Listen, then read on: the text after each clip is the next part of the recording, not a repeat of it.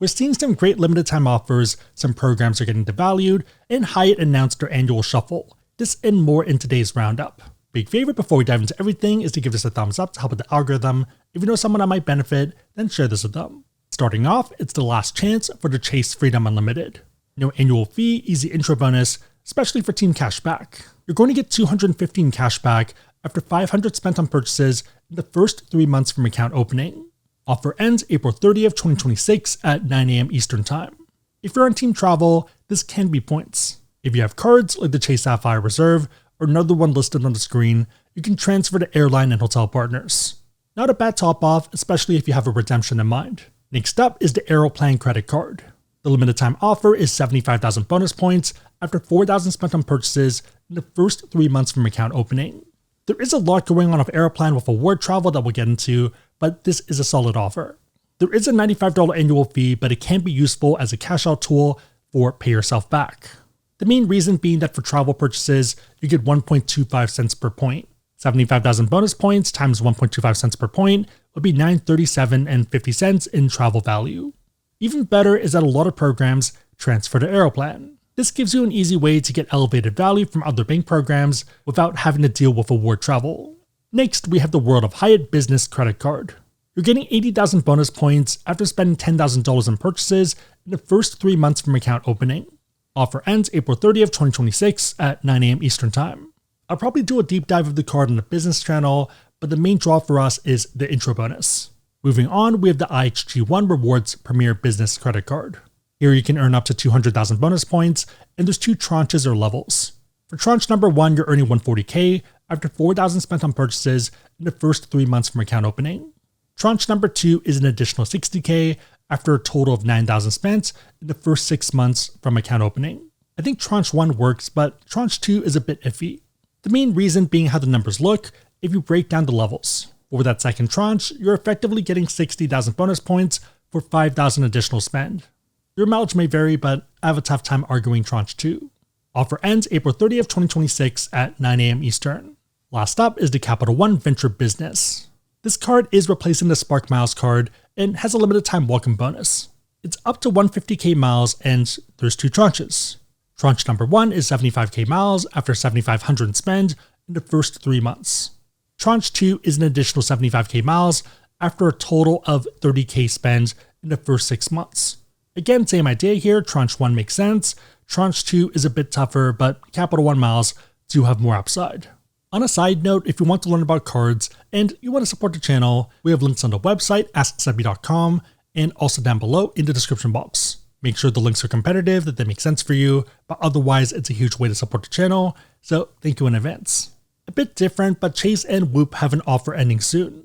Whoop is a health tracker that helps you improve your sleep and training. It's been worn by athletes like Michael Phelps, along with LeBron James, and also tennis stars. In fact, there was a bit of drama with wearables and data for the Australian Open.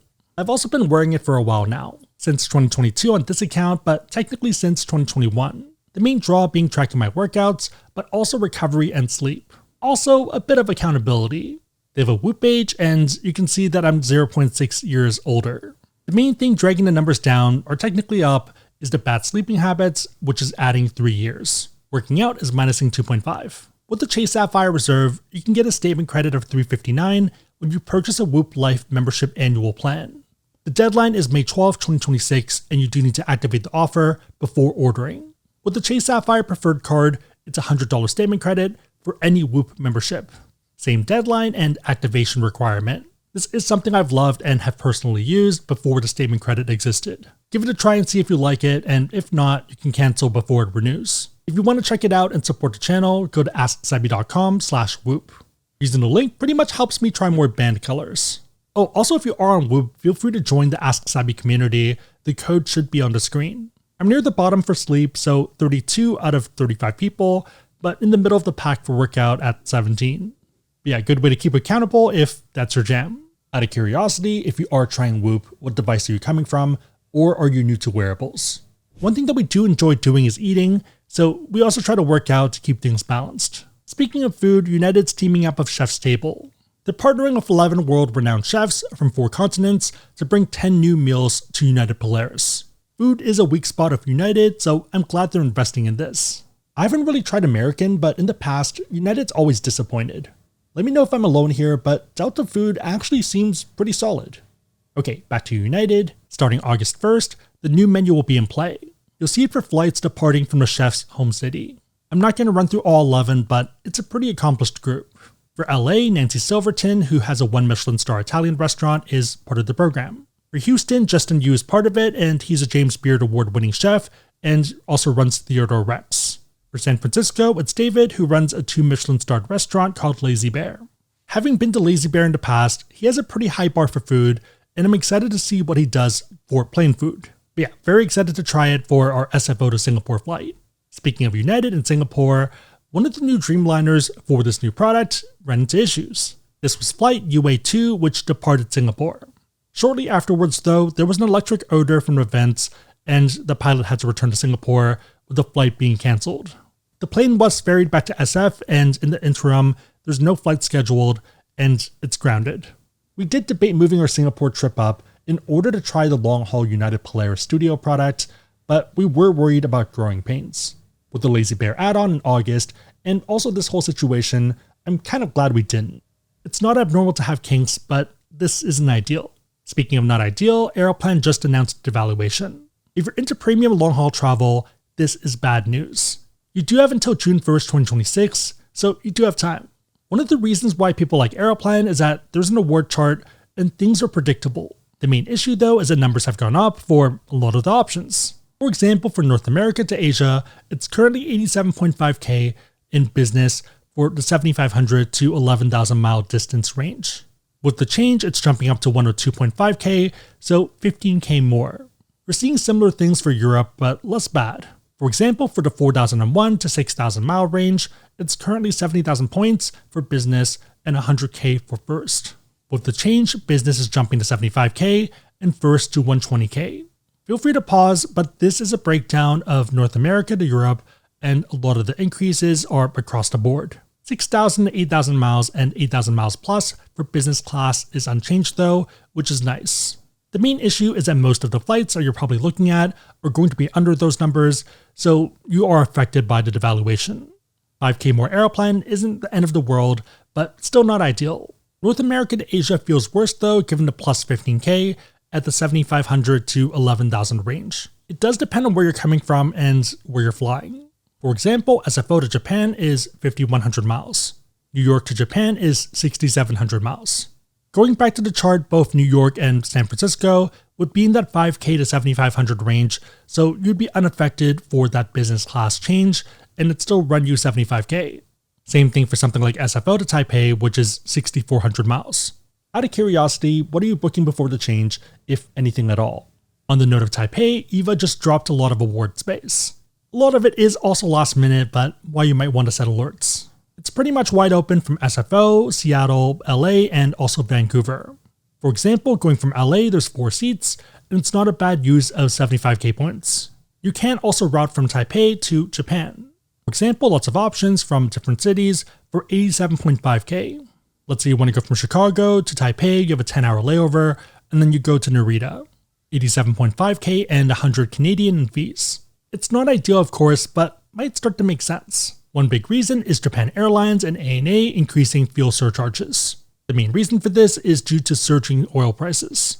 These are pretty much doubling, for example, from 29k yen to 56k yen. That's Japan Airlines, and ANA is in the same boat at 56,000 yen. That's about $350, which adds up pretty fast. Also, yes, you do end up paying these as part of your ticket price, even if you are doing cash. For example, looking at the cheapest economy round-trip tickets in May, you have $1,000 for Starlux through Taipei, Zip Air, which is a bit different, and then United's at $1,300 and JAL's at $1,500. If you are doing award travel, you might want to look at other programs. A great example is United, where you do have to pay the government-imposed taxes and fees, but they don't pass on the fuel surcharges. So for example, let's say you want to fly ANA, you're not flying United, you're flying ANA business class from SFO to Narita. That's going to be 100,000 miles as a card member, and then $5.60 in fees. You're still flying ANA metal, but avoiding the fuel surcharges. Normally this is less ideal, but in the interim, given the circumstances, it might make sense. If you are planning a trip to Japan, do you see yourself eating the fuel surcharge for ANA or Japan Airlines, or would you rather book with other programs like United? Another option is Air Canada Aeroplan, which also doesn't pass on fuel surcharges. The final story is Hyatt's category shuffle for 2026. These hit May 20th, and 112 hotels are getting more expensive. If any of the hotels you're looking to book are on the list, then you probably want to do it soon. Of the 136 hotels that are changing, 112 are moving up, and only 24 are going down. The more annoying thing is hotels going from Category 4 to Category 5, which makes the Category 1 to 4 certificates harder to use. Of the ones in the US, 64 are up and only 8 are down. The blog post has a giant list, and I'll link it down below, but let's look at a few. Seattle is a big one since we have friends up there, and jumping from 4 to 5 makes it a lot tougher. The value also isn't bad depending on the dates, especially around summer. Hotel Figueroa was one on our list since it was 1 to 4 before. With the move up to 5, we'll probably pay out of pocket because it is still pretty affordable and it can still make sense. One I am a bit surprised by is a Hyatt place in Santa Cruz going from 4 to 5. I get that it's Santa Cruz, but it's not the nicest hotel, and I feel like it's also not the most expensive, so it just doesn't make sense. It was one we considered before, but it felt pretty skippable, and now feels even more skippable. Outside of the 4 to 5 shuffle, we are seeing some premium hotels jump up as well. This includes the Ondas 5th Ave and Hotel de Louvre jumping from 7 to 8, and the Beekman from 6 to 7. The Beekman I am a bit surprised by because we weren't that impressed when we visited. It's a pretty dated hotel, and the soft product isn't the best. For the Ondas 5th Ave, depending on the dates, I'd pay out of pocket. At the same time, even though we haven't been there, we have heard from other people that have that it's pretty vanilla. It might be a skip. One that is on our list though is Hotel de Louvre, and we're going to try to book this for our next Paris trip. Let me know if you've been to any of these or would recommend or discourage against them. We are debating the Lila Mayakoba, which is going from 6 to 7. At the same time, it does feel like a bit of a trek from the West Coast. Also, Park Hyatt London's been on the list, but it kind of looks vanilla. I guess they're paying for the views and location. Okay, so there's a lot going up, but what about down? China is the one bright spot with all the changes being downwards, so cheaper. It would be interesting to see Hyatt become the new IHG for China. Unsurprisingly, Japan is up across the board. This includes Caption and Namba Osaka going from 2 to 3, and the crazy thing is that it was a Category 1 2 years back. I would still consider booking it if the price is right and the points make sense, but it's also not the craziest hotel, but it is in a pretty convenient spot. If you are looking for nightlife, if you're looking to eat, then it's not bad at all. Run the numbers, but value-wise it can make sense.